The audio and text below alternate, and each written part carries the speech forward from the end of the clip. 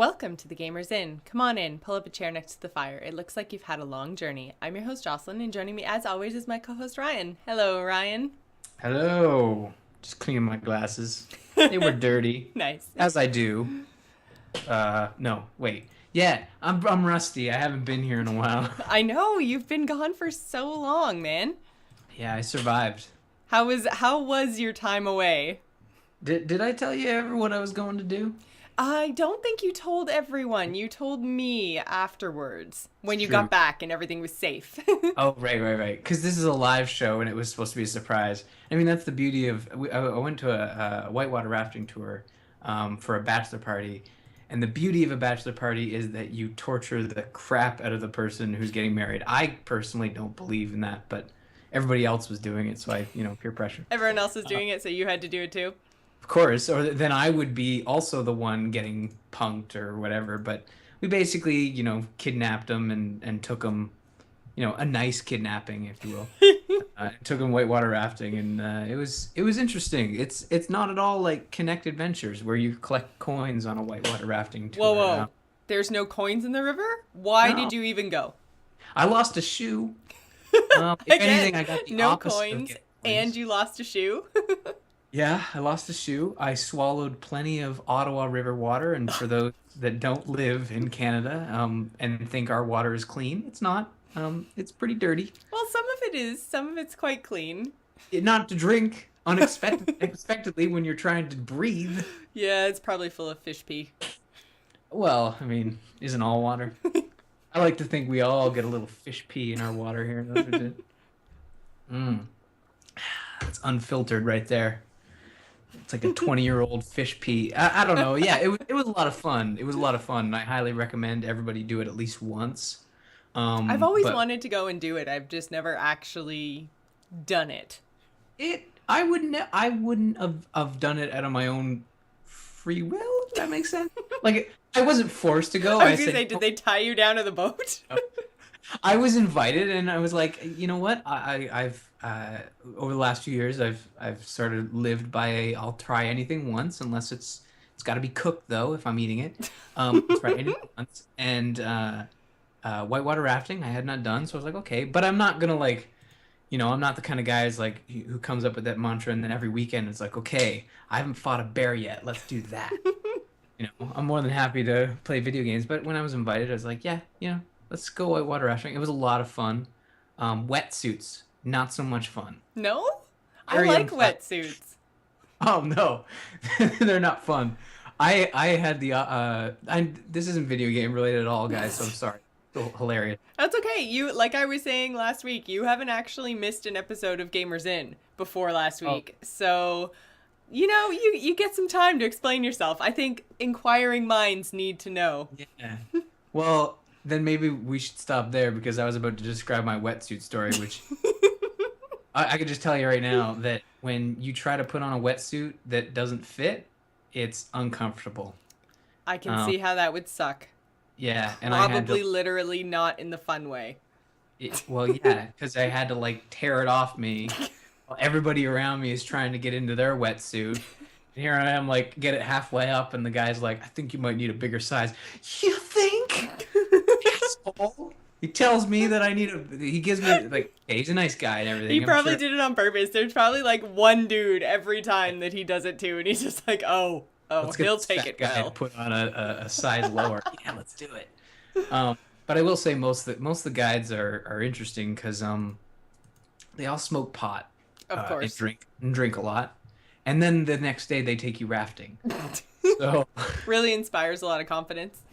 yeah, I mean it sounds like I'm complaining, but really I did have a lot of fun and ended up falling in the water once that wasn't by choice and. You fell in the water by choice? Yeah, like the way it works is they take you down the river and they pull the boats over or they finish a rapid and they're like, "All right, guys, if you want to get in, you can jump in the water," and everyone jumps in the water and you hang out because you're in wetsuits, it's not cold. And then The Ottawa River wasn't cold?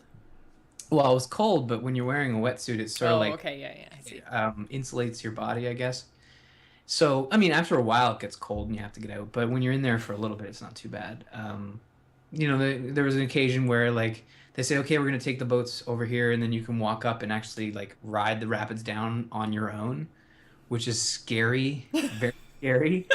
Like and ride it on your own, meaning no boat. You just lay back with your Oh, life no boat. Oh, yeah, no. and you go down. And like I said, I'll try anything once. And then there was like an 18-foot cliff we could jump off of. Um, Did you do that? I did. I did not look down until I was in midair, and I was like, "Yep, this was a mistake. Going to die." Did you at least keep your feet together?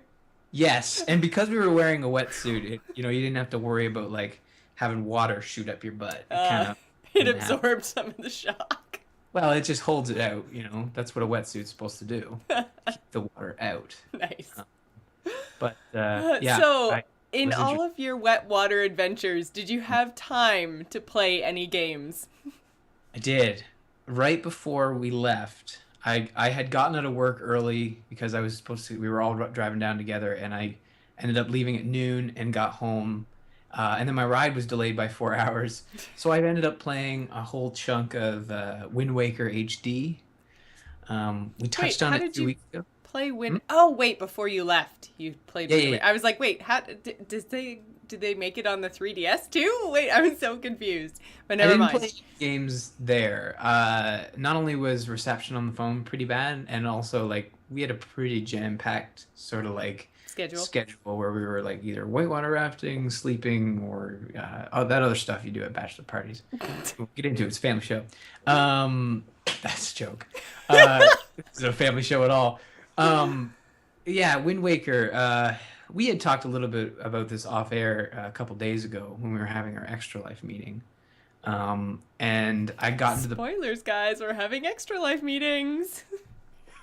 Well, yeah, spoiler, we're more organized this year. Yeah, so I got to my favorite part in that game where you get to the old Hyrule point. It's a spoiler. It's a 10-year-old game. There's no such thing as spoilers, unless they change the story. They did not. Yeah, it's so the same there you go. Some would argue that every Zelda is the same story. Whoa. You take that back. Yeah, let me just check my old Hyrule Historia here. Oh yeah, okay. They're all different. They just have a man, a girl, and a horse. Some sort of beast. As all stories should. Yeah. Again, it's a family show.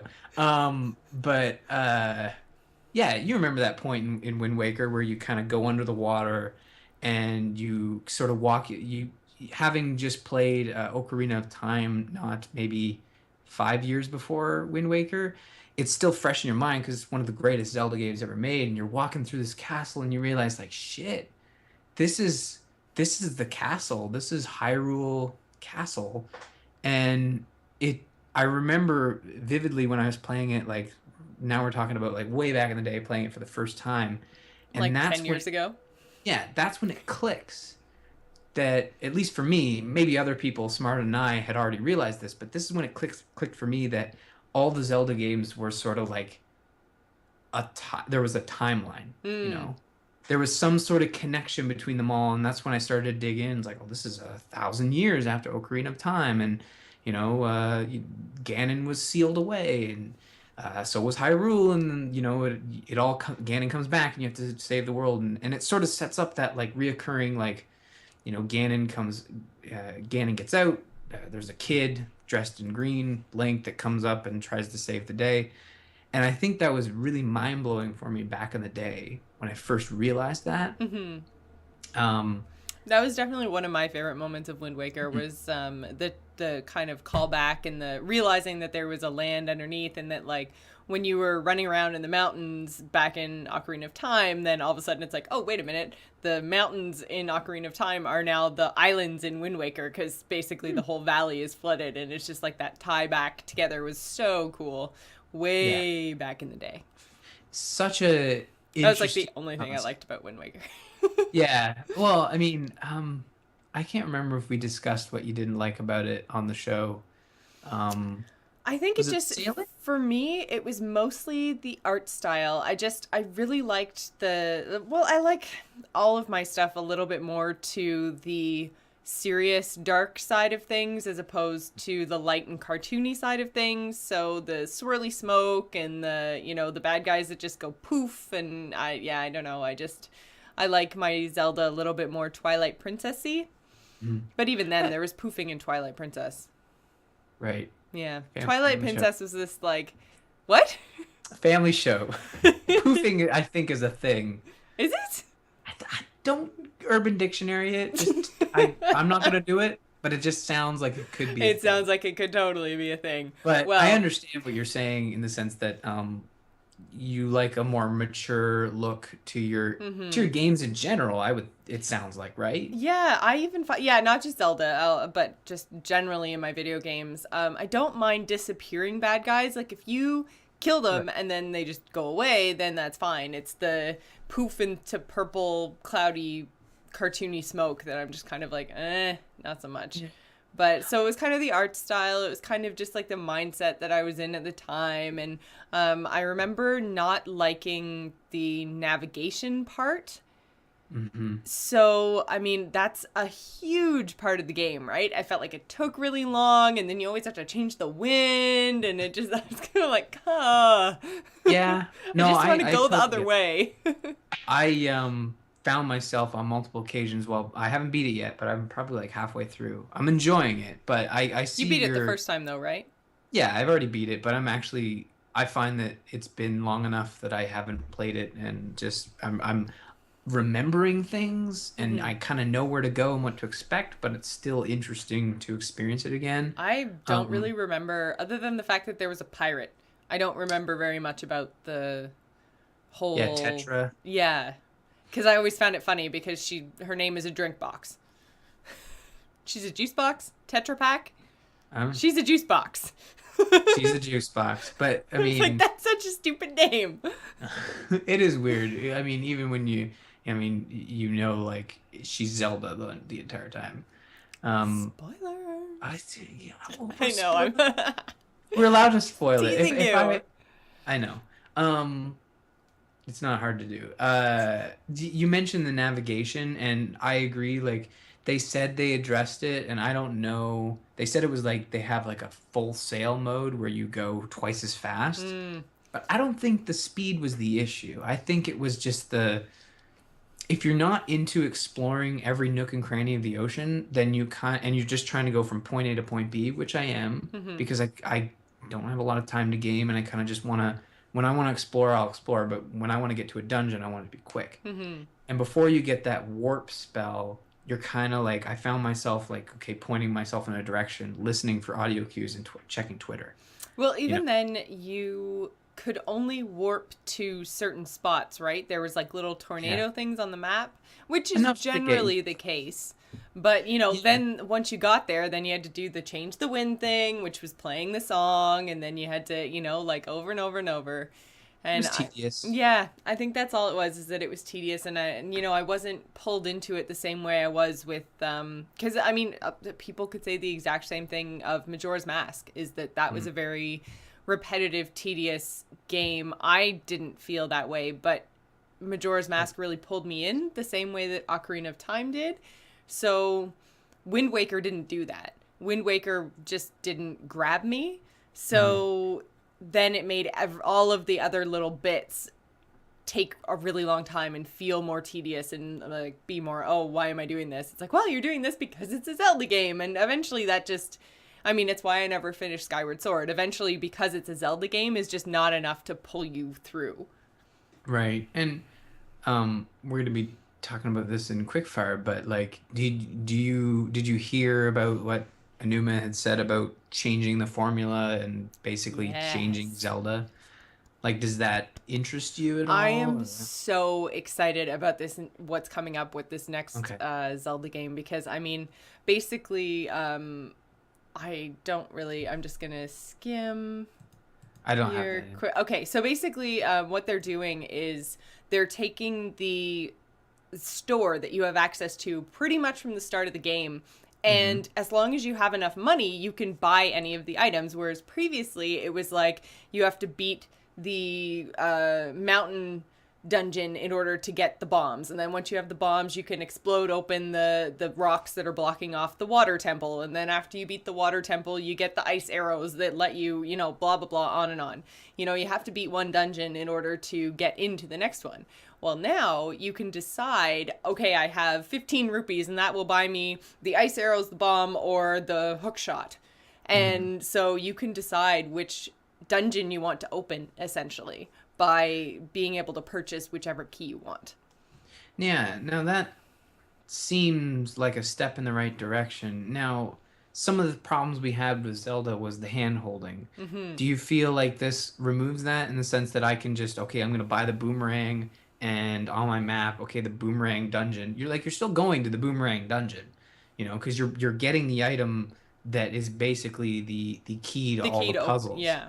And like there's that, but I mean we've talked about this 1,000 times in the sense that, you know, Nintendo was close with Skyward Sword, but then just veered off the cliff into a ravine when it came to holding your hand. Like they were like, they gave the option. There was like a you know, a kid hand-holdy mode, and which displayed all the controls on the screen, and then there was like a pro mode, which was basically just a regular game.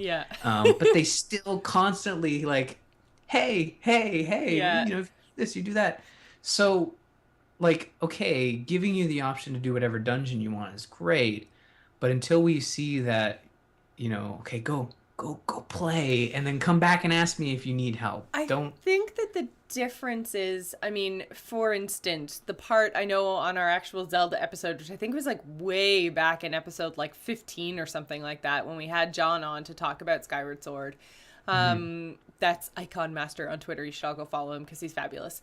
But anyways, so when we had him on, one of the things that all three of us mentioned as our favorite part in that game was, I think, after you beat the first three things down at the bottom and you came back up to the Skyland or something, and basically you got taken into the thunderstorm, because this is about as far as I got, and it's kind of fuzzy because I haven't played it in about a year now.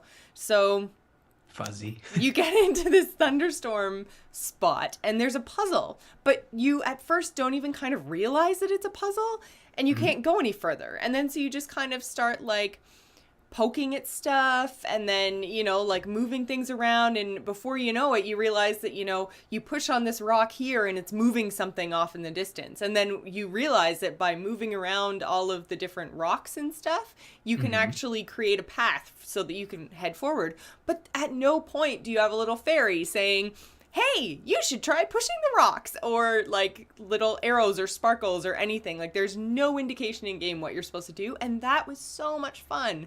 So if they combine that sort of puzzle solving experience where they don't even tell you that there's a puzzle and you have to even figure that out, on top of being able to do it in whatever order you want, I think this game is going to be amazing. And they're finally back on track.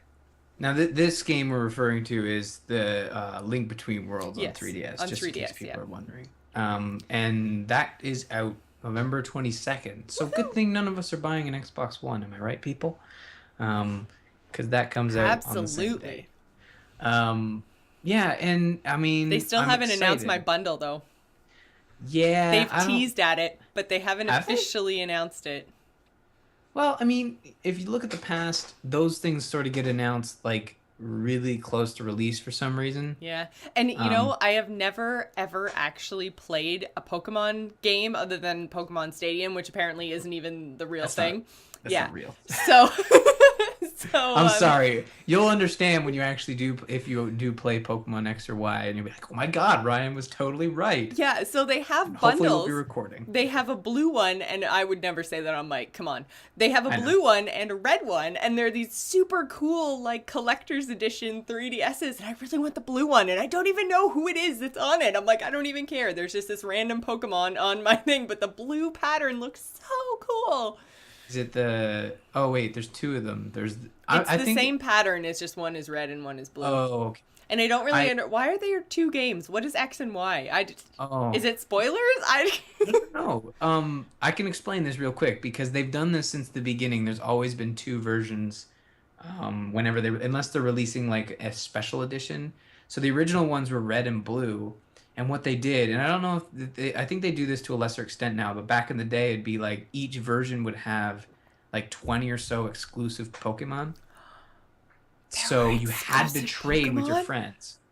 Hmm? I said there were exclusive Pokemon. Why wouldn't I just buy both games?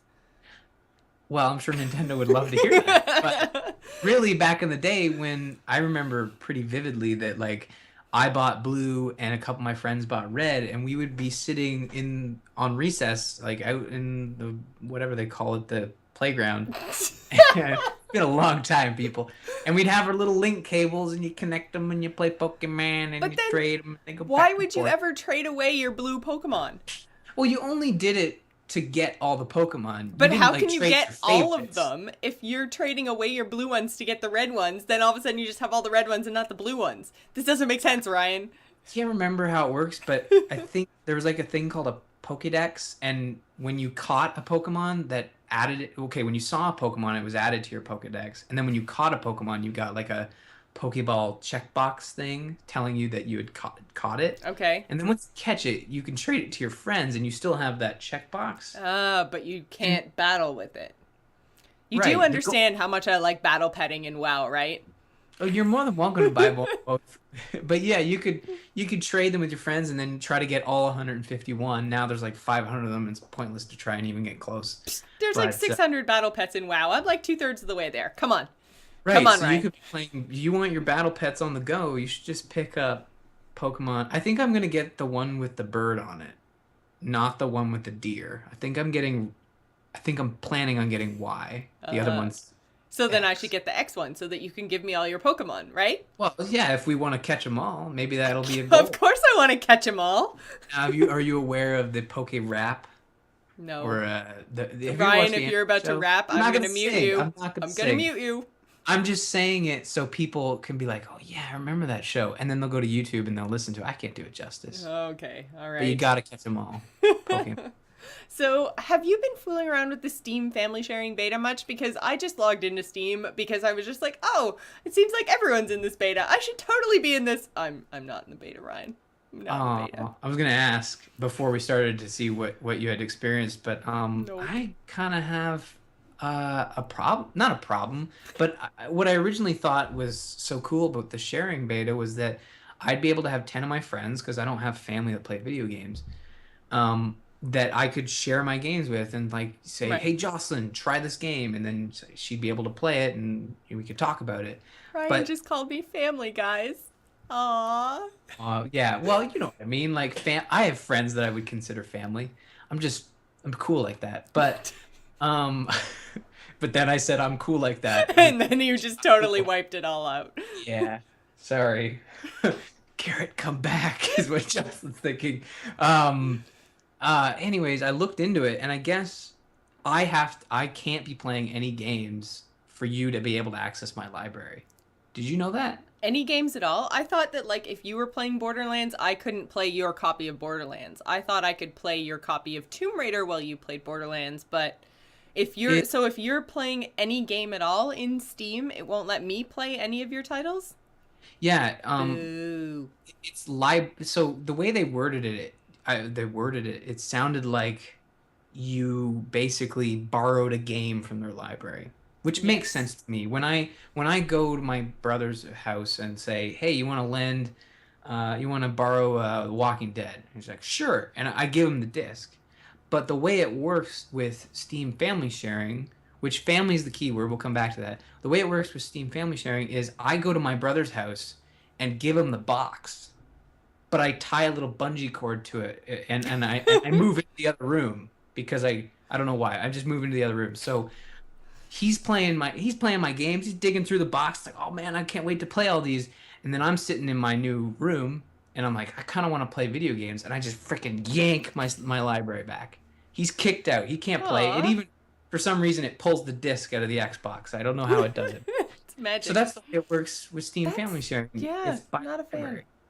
And I don't. It's beta. They may change it, and I that's could why have family- sworn it. Like, if we had had this discussion before No. you got into the beta, I would have sworn up and down that it was based on a per game basis. Like, as soon as you were like, as soon as you wanted to play a certain title, then you could kick me out of the game that I was playing, and it would give me like a little bit of a delay, like a save screen basically, and would say, you can unlock this title for X number of dollars, whatever it's selling for on Steam right now, or otherwise save your game because Ryan's kicking you out. But Yeah. again, I thought that was per game, not per library, because then that's lame. Because you Well, it game makes too sense. much, so I'd never actually get to play.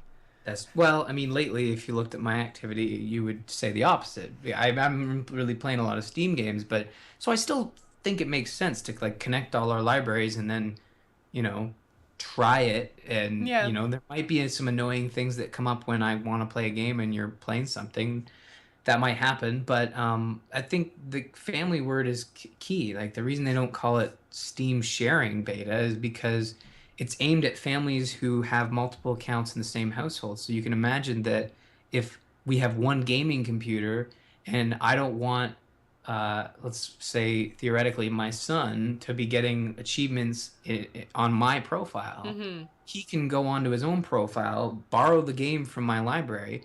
And this is also good for parents because then they don't have to buy games on their kids' Accounts, yeah. accounts. They can just hold them all. Mm-hmm. And it'd be really nice actually if Steam Family Sharing actually, I don't know if they do this, but they uh, put in like parental controls. I don't know if Yeah. they do or not, but that would be a It's good thing to implement, I think. yeah. I think it works for what it wants to do, and it's a step in the right direction. The reason I found out is because a lot of people were complaining Hmm. in the forums, and As they obviously do. they're people who want to have one master account, buy all the games there, and just share it. Share It's it with like 10 of that's their not friends, what yeah. it's for. Yeah. So I'm gonna play around with it a bit more. I have to find a few people that actually are in the beta. I know Iagovos is. I I'm was gonna not. connect with him. I know. Well, you're in Hearthstone I'm in beta, Hearthstone, so so suck you win. it. I think by default when it comes to betas. Yep. I win all the betas, which is actually one of the things that I've been playing is Hearthstone. They reset last Tuesday. So I'm actually kind of excited because, I mean, I felt like I got really excited about the beta and I played it for probably about 15 hours or so. I never really got good enough at any one class to kind of pick one, and there were all these like balance issues, like rogues were like an auto win button. So I just kind of, well, except for when I was playing them, then I just seemed to lose all the time. But like, apparently, so I hear rogues were an auto win button. So I was really looking forward to everything getting wiped and then, kind of starting over and trying to feel my way through it again with the new balances and everything else. Plus, they're not going to wipe it again before the game goes live, apparently. So Right. whatever I earn now, I'm going to get to keep, which makes me want to play more. Before, I was just like, well, I don't want to lose all my cards. I don't want to lose all my levels. Like, I'm just going to have to play through all the content over again. So, I'm not going to get that hardcore into it. But now, everything that I do in the beta is going to go into the actual game. So, Can I just say how unblizzard this beta has been? I can't believe it's not open yet. I feel like it's probably going to Yeah. go open really soon. I hope so because I think we're really seeing like this is a smaller team, so they have to do things differently. But I think we're really seeing a different side of Blizzard that we wouldn't really expect to see in the sense that and I don't blame them, but this is weird. They're having this exclusive beta for people who opted in, won contests, got keys from friends or whatever. Whatever, that's fine. But then they have a wipe. They only doing one wipe, and it's during the beta. So all those people, like including you, are on a different level than people jumping in, Mm-hmm. and it's kind of unfair It because it does is it a it is a total unfair advantage because yeah. like day one I'm already going to be the level cap right now is 60, so Mhm. I could in theory have all my characters at level 60 as soon as you're ready to jump in. So that's not really fair or fun for me to play against you, but if I'm playing just like free play or arena, it goes like it has the same sort of balancing system. I can't remember what it's called right now, and everyone's probably going to be yelling at me at home. The background system that it calculates how good you are. There's a whole numbers thing. I can't remember what it's called. Anyways, doesn't matter. Point is that there's a background balancing system. Everyone has a number assigned, so it pairs you up against someone of similar skill. So I will be paired up against all the people who've been in the beta the whole time that I've been in it, you know? In theory, assuming that I'm awesome, because I am, so I'm not. Well, I want... like half of it is I really want in the beta. I really want to start playing this game, but the other half is like I legitimately think that Blizzard is doing this weirdly. Not wrong, just weirdly. Like there's no wrong way to do a beta. It's a beta. Yeah. But it seems very un-Blizzard like. It is. You know? It is very odd, but I mean, it's working in my favor so far, so I'm a fan. But again, but like you didn't opt it. You opted in. Like we talked about this, right? You didn't get through the opt-in process. You didn't, win a contest. Someone had some keys, which is fine. Yeah, that's all good. I'm just saying you're that not totally bitter, except for the part where you're totally bitter. A little bit, but I'm just spelling out in the sense that even like not everybody's getting in the way people would normally get into a beta by opting in. Yeah, true. Again, like if it makes you feel any better, cool. I'm not in the WildStar beta, nor am I in the Elder Scrolls beta. So you can. Anybody really in those betas? I don't think so. I don't think that they actually exist. I think they're just like, oh yeah, guys, we totally have a beta. Yeah, there's like people, but they're just not allowed to talk about it. Goodbye. At this point, it would be really nice that I think we bait it when companies start sending us beta keys. That'll be the day. I can't wait until that happens, and then we can actually talk about a game rather than like reading about it and talking. Yep. I mean, how hard is it to send a beta key? Do we have to like? Are you begging? Is this you begging? Not yet. Maybe next week. It's close. Speaking of next week, I think I'm going to leave Guild Wars 2 till next week because I did get my hands on it a little bit. So, but we're kind of running a little bit short on time because Ryan talks too much. So, I fully admit it.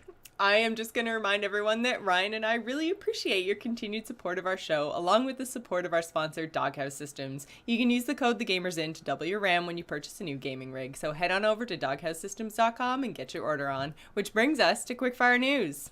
Which evidently I forced Jocelyn to do. I learned that last week. Maybe a little bit. I was like, I totally don't remember saying this, did I? Oh, yeah, I totally said that. Yeah, you did. But it's totally not true. I believe I said Ryan isn't here to force me to do Quickfire News, so I'm just not going to do it. Yeah, that may or may not have come out of my mouth. What you said. It's totally cool. I mean, I am the hugest fan of Quickfire News. Zelda producer is fired up. If you could picture a Japanese businessman, he's fired up. Starting with Link Between Worlds, as we talked about, and even more so with the new Wii U Zelda, the franchise will be trying something new and moving away from the traditional Zelda formula. IG Anuma said, "The more we change it, the more I get fired up." Fired up. Having someone think, is this Zelda? At first, then, oh, it is Zelda, is what we're going for. Okay. Could this be the answer to our wildest episode 15 dreams? So it was episode 15. I was right. Nice. I went back and checked. Jocelyn just knew. That's how did. big a Zelda fan she is. They're making a Star Wars Tiny Tower. So say goodbye to that precious time thing you've all grown to love. They're making a version of Tiny Tower, but this time it's in space. In Star Wars space, to be exact. The game, called Tiny Death Star, is coming soon, although no official release date has been given.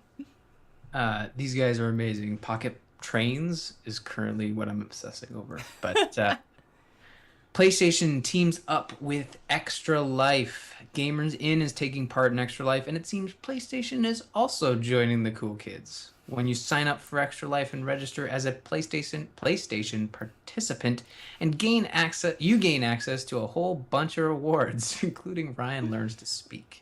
Each is earned by gaining more donations, starting with a PS3 theme just for registering, all the way up to a PS4, 2 games, and a year of PS Plus for the most cash raised. Where you at, Microsoft? Get on it. We need something from you. Wow, that's actually quite impressive. And I wish I had a PlayStation.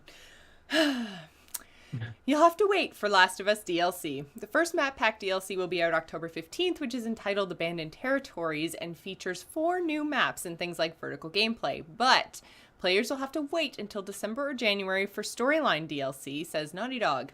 Casting has just been completed for a new character, and so the performance capture has not actually started yet. Even so, they believe it's possible to hit a December or January release window. Maxis is exploring offline Sim City. Woo! Yeah, exactly. For all those who haven't raced off to the nearest message board, sit back down. Oh. On their website, in a State of SimCity post, they stated they were exploring offline mode for SimCity, not developing. Nothing concrete quite yet, but it's nice to know that they're looking into it after 1 solid month of gamers complaining and then 6 months of those gamers not playing SimCity. Joking aside, here's hoping they live up to these statements and we see this offline mode sooner rather than later. Everybody gets gold this weekend. Xbox's Major Nelson posted on his blog that this weekend will mark a free Xbox Live Gold weekend for all players, allowing people to try out the multiplayer experiences they have been missing out on. If you live in Argentina, Brazil, Chile, Colombia, Mexico, or Japan, you'll have to wait up to a month before this offer hits your region. Which brings us to our topic of the week, which was going to be the topic of the week last week, but Ryan was like racing down a river or something. Lame. So anyways, now we are going to talk about Valve and Steam and the machine. Ryan? The machine. The machine. Okay. So everyone probably knows by now what we're talking about. These Steam announcements, they had 3 of them last week. Yes, last week. It was the big week of Steam announcements. So they had teased that they were going to announce something, and then they teased that they were going to announce 3 somethings. I don't know why they didn't just announce them all at once, but anyways, we got 3 separate announcements. So out of all of that, the first announcement was, drumroll please, SteamOS. SteamOS. SteamOS. So what is OS stand for? Well, whatever. It's Steam. Okay, yeah, Steam. Not... It's an application, right? Yeah. I don't know why we're delaying. I mean, we're worse than Valve. Yeah. It's going to be an operating system you can actually install on any hardware piece. You can make your own. We'll get into this later, but you can go out and buy a specific machine that'll run SteamOS, and it's basically Linux. Which is the future of gaming. Yeah. Well, okay. So says Gabe. It's not the future of gaming in the sense that Linux, like, have you ever tried to use Linux? Twice. I had a friend who was like, Linux is the best. It's the greatest thing ever. And every time I tried to use it, you know, you'd hit an issue and it's like, oh, you got to just debug your graphics driver and then run the command line to prompt up your commands posts. And I'm like, what? What did you just say? And he opens up and he's like, oh, it's working. It's like, what? Okay, great. Now I don't know how to do that. So that's the problem with Linux. But the great thing about SteamOS is that it's not any of that command prompt garbage. So you think. So I hope. I would think that it is going to be a fully realized OS and specifically tailored to gaming. You're not going to be processing Word on this thing. No, hopefully. That's true. You're not actually, it's not made to be a PC. It is made to be more like a console in that it just hooks into your TV. It's a go-between. It's a streaming device. Yeah, it'll be it'll feature primarily playing games specifically tailored to the SteamOS and Linux. So 200 games that currently run through Steam on Linux will be compatible with SteamOS. You're also looking at, which I think is the best feature this thing has and is making me going out and building a Steam box right away, is game streaming, or home streaming rather, where I can have Bessie here. I'm pointing at my computer. A cow. You named your computer Bessie? Yeah, because it's freaking huge, and I grew up on a farm. This is actually Bessie. Really? Yeah. I don't think you've ever told us that.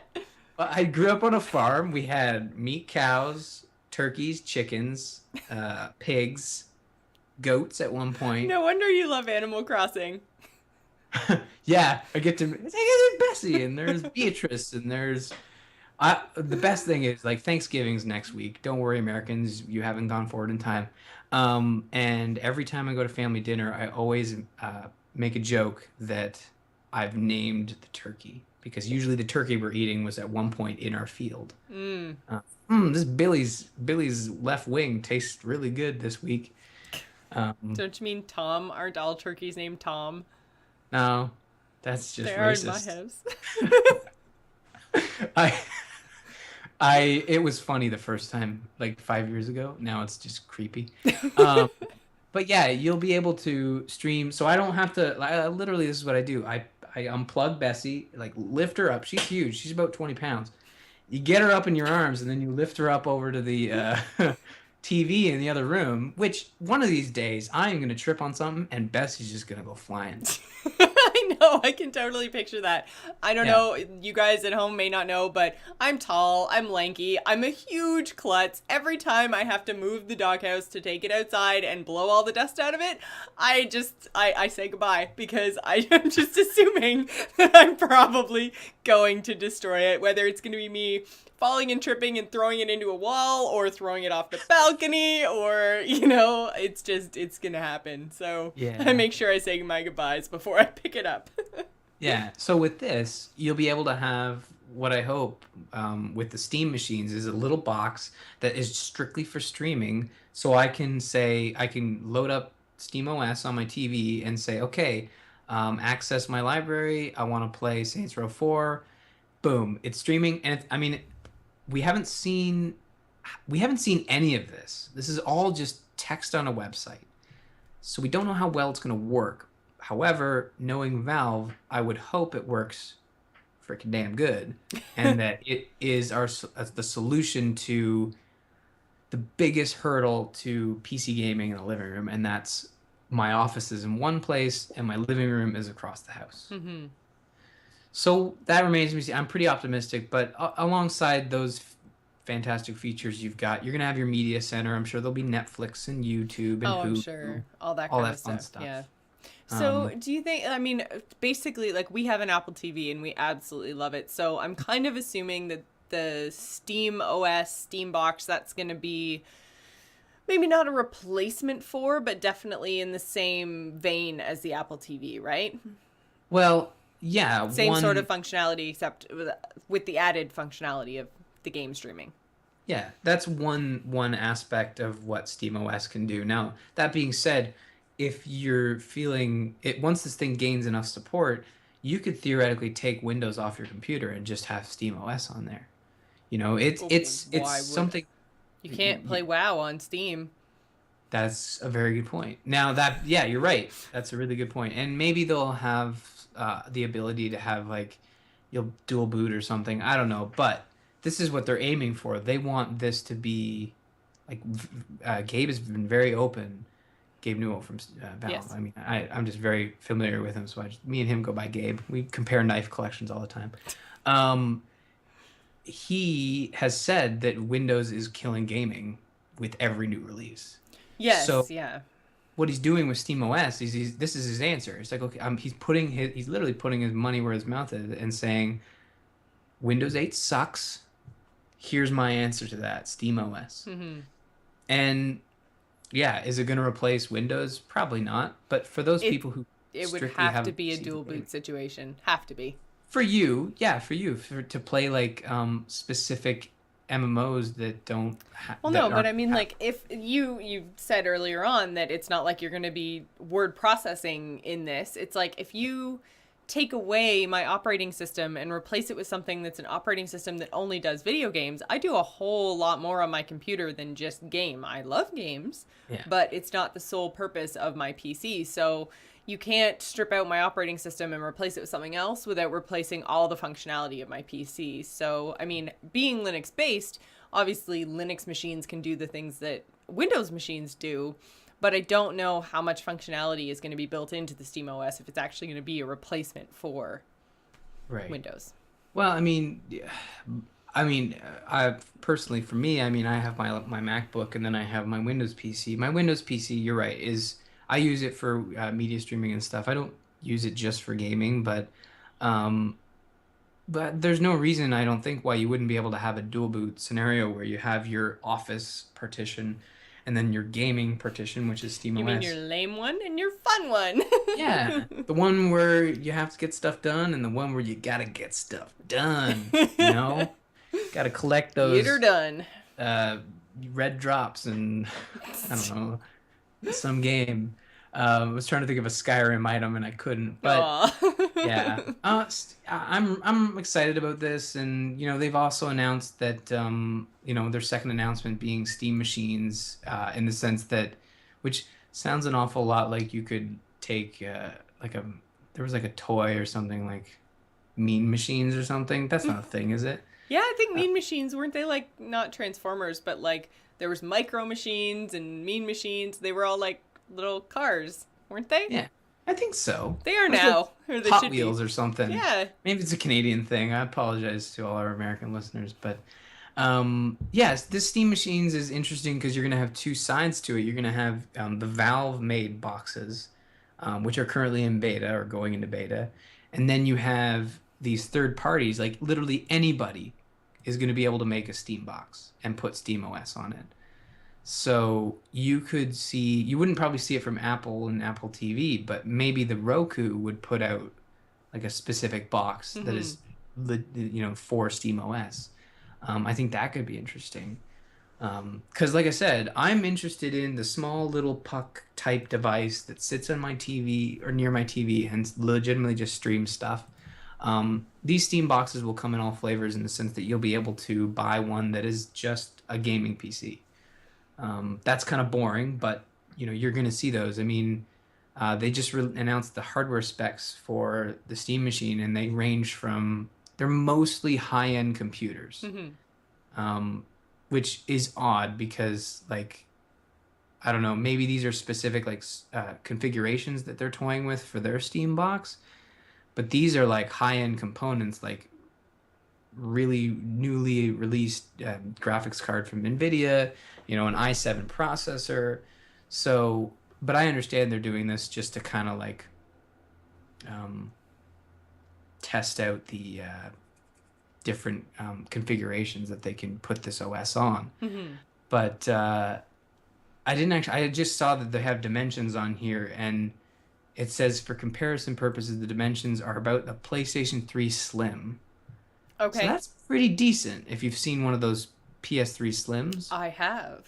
It's probably what you would expect a VHS player to be. Hmm. Throwback there. But like that's pretty interesting. Like that's still not, I mean, you and I both have these big ass computers, right? Like that's still something I can legitimately pick up and carry into another room without having to worry about throwing it. Throwing it off the balcony. Yeah, by accident, of Not that course. I've actually done that. Or would want to do that. No. But I don't know, like I gotta ask, like, are you interested in buying a Steam box? Like, No. no, not even like for a streaming option, like a little one, like $100 one. Maybe. Yeah, Yeah, maybe. maybe. You listening, Valve? That's commitment.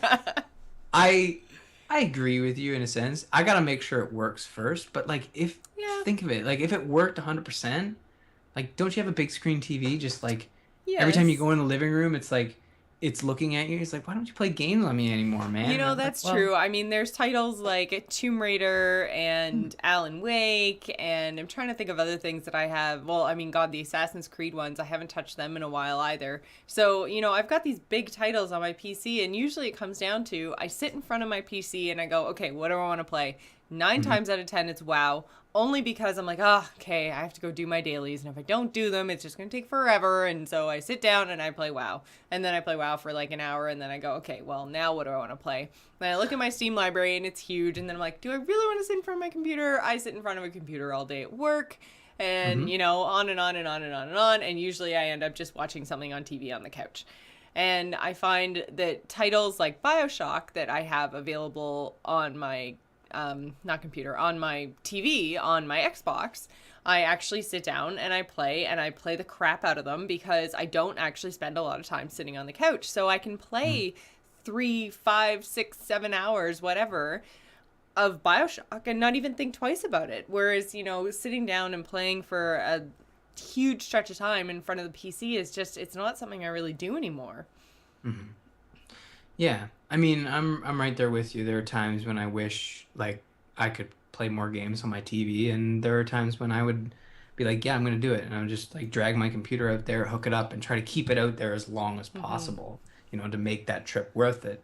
And I think with something like around, it's got to be around $100 because all I want it to do is stream. Yes, I don't. It can't.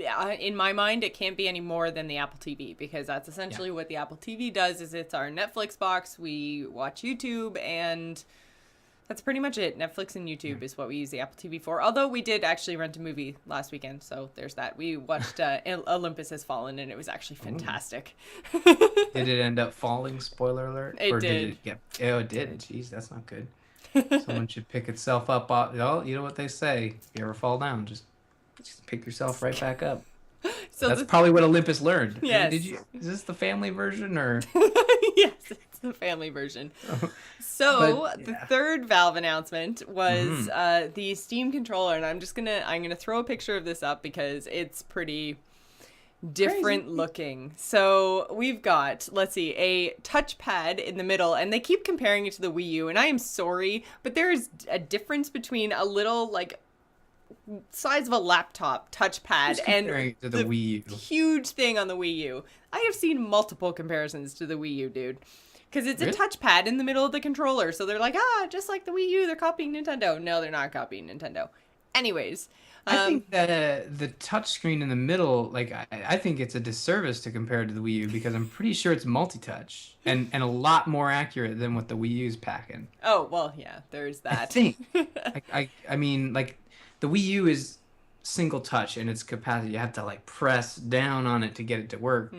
Now I think with this it's meant to replace like a mouse, is it not? Or... Oh yeah. And then there's the 4 buttons that you can kind of see around in each corner of the screen are pretty much what would be like your A and B and X and Y on an Xbox controller, but they're on either side. So you can hit like 2 of them with your left thumb and the other 2 with your right thumb. And your thumbs are not on sticks. They're on these like touch pads, but they also have an element of like push to them, and they're supposed to kind of feel like roller balls almost, but there aren't actually balls in them. Like it's haptics. Weird is what it is. They say like you can basically treat them as like speakers, kind of like, I don't know. This whole controller. Okay, this is the issue with controllers, and I'm on your side, Valve. The issue with controllers is that they have not changed in 20-30 years.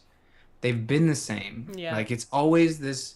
You put it in your hands. It's got some sort of control on the left, bunch of buttons on the right, a start and select. And then it got joysticks, and then, it got a little weird, and then, started to get normal again when, it's just 2 joysticks, some bumpers.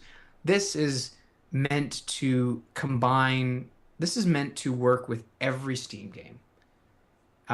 It's supposed to work with, they even use Civ 5 as an example, a truly mouse and keyboard game.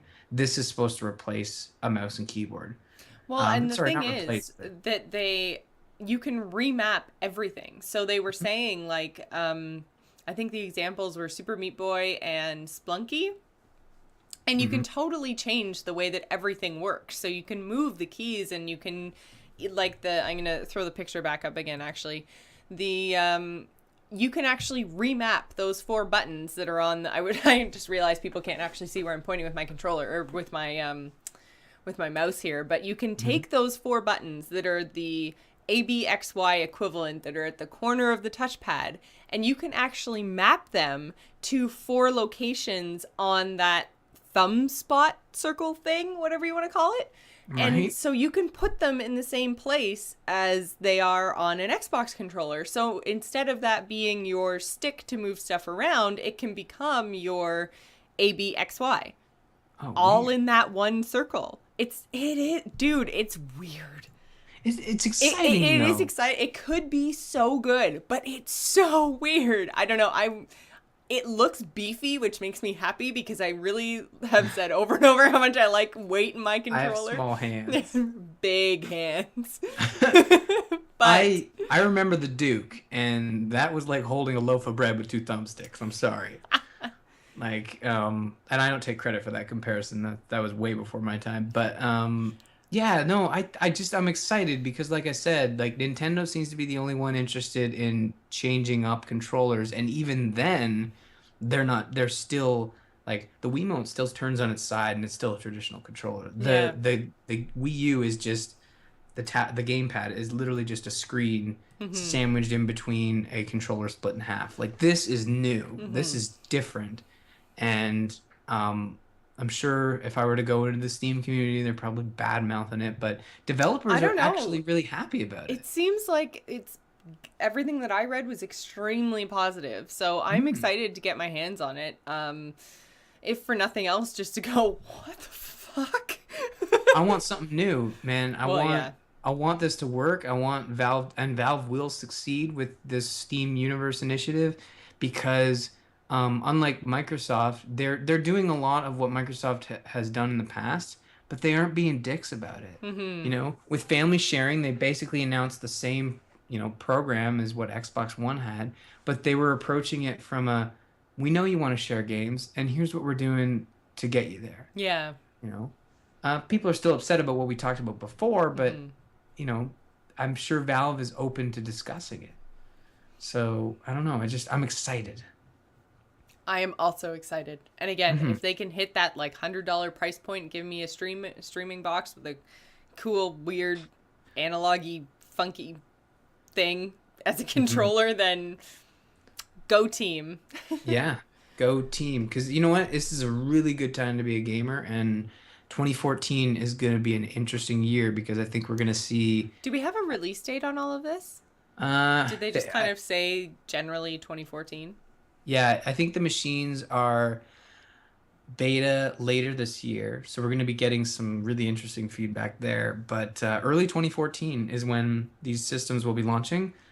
The OS is actually supposed to be out before that, so we'll be able to test out streaming. I actually don't have an extra computer around here to install it on, but maybe I should look into that to actually test it. But yeah, SteamOS will be out before the end of the year, and like I said, 2014 is going to be interesting because I think this is when PC gaming stops being a platform and starts playing in the console world. Agreed. It'll be interesting. So that pretty much brings us to the end of our show. So we just wanted to remind everyone that we kind of teased earlier. We have been having meetings about Extra Life because we are super psyched about this year. We have so many people that are currently on board to come and play games with us for the children. So if you want to donate to one of us, if you want to donate to the team, either way, you can head on over to bit.ly/TGI Extra Life 2013, right? Boom, nailed it. You got it. Yes, it's not even in the notes. Boom. It should be, but it isn't. It should be. And so one of those guests that we're actually going to be that we are going to have playing Cards Against Humanity with us is the one, the only, Brian Ibbett. He will be coming on and streaming the insanity that is Cards Against Humanity. Do not let your children watch. That man is a dirty, dirty man. In the best way possible, but yeah, don't let the children watch. You know what? That game, I played it at Nerdtacular, and I don't want to say it brings the worst out in people because really you're not trying to be bad. It's just the way the cards work. You don't make up the cards. Yeah, like you're just piecing one thing together with another, and it's not my fault it's racist. It's the cards, right? But like, yeah, it'll be fun, and it'll probably be later on in the night to avoid like any stray babies walking by the stream. I don't know. Yeah, no babies in the stream. Stray babies. I mean... I was going to grab a drink. But anyways, yeah, that'll be a lot of fun, Cards Against Humanity. I'm looking forward to that. I didn't know that you could actually play it online. So as far as I understand, we haven't actually tested it out yet. But I'm 99% sure that we can stream out one person's hand. So like if I'm playing and streaming, you'll be able to see my cards and then you can see the game board. Is that right? Yeah, I think if you guys are interested in checking it out, I think Mike Boyd Iceworm Yes. does games every Saturday. I believe so, because I always miss them because I'm always working. Yeah, if you follow Iceworm on Twitter, he'll point you in the right direction as to where, um, how it works. But yeah, I think it'll be great to stream one hand, and I think we should just pick the most racist person at stream, or we'll play a test round and see which one of us. You're worse. awful. I'm pretty sure that just falls to you by default. Probably. I mean, I'm super Canadian, and then when I play Cards Against Humanity, I'm just like, just like, Throwing them out there. Just making sure everybody knows it. Sometimes I remember I was playing and I wouldn't fess up to putting a card down because it was so bad. Well, and you that's see the their key. reactions like, That's the key. For those of you who don't know, Cards Against Humanity, there are two types of cards, the white cards and the black cards. And the black cards have a saying on them. So it'll say, I blanked my blank. And then you have white cards in your hand. Ryan, that's not even dirty. It's full of blanks. Don't make that face. So oh no, I blanked my blank. It's pretty easy. That's actually probably the worst example I could have thought of. But anyways, But hey, Cards Against Humanity. I'm sure that could be card anything. It probably is. So then you have white cards that have things on them. So, it could be something like my hat, or it could be something extremely racist or political, or are all bad. some of them are okay. Yeah, they're totally all bad. They're the ones that are. There's no card that says my hat. I didn't do anything to my hat. Maybe my monkey's hat. Anyways. And you have to play a white card that matches up with a blank on a black card, and then together it makes a sentence. So if you have the funniest card out of everyone who has played in that round, you get a point. But you have to fess up. So if you have the funniest but most offensive card and you refuse to say that you're the one that played it, well then you don't get the point. So it's quite fun, and I find it's better if you know the people that you're playing with, because there's a certain level of comfort and you know what makes people laugh. Yeah, that's true. And it'll be interesting. And we'll all be on Vent, and that'll be all piped through to the stream. So I think, if you're watching the stream, it'll basically be like watching an actual Cards Against Humanity game. Yeah. You just won't get those visual tells, but we'll see. It'll be interesting. It'll be fun. So I think that pretty much does it for tonight. So you can visit us on the web at gamersinpodcast.com. You can find us on amove.tv along with other fabulous podcasts, including Starcast, Campaign Roundtable, Biggest Fan, and Amove Radio. You can follow us on Twitter. You can find me, Jocelyn, at GISGamer. Ryan is at R. Murphy, and don't forget to follow the show at The Gamers Inn. I haven't even finished yet. You don't get to wave. God. I was waving at me for what you were saying about me. Sure. The video versions of all our episodes can be found on our YouTube channel, which is youtube.com/Jocelyn Moffat. You should totally go and subscribe. That sounded totally fake. But you should subscribe. Don't listen to Jocelyn. Then you won't miss any of the awesome video shenanigans. You can also find us on Facebook and Google+. I'm living to make Ryan laugh tonight. I missed you, man. It's been a long week. I know. So you can also email the show at info@gamersinpodcast.com.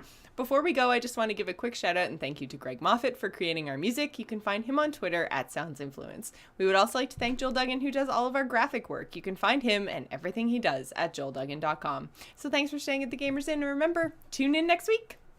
Bye. Bye.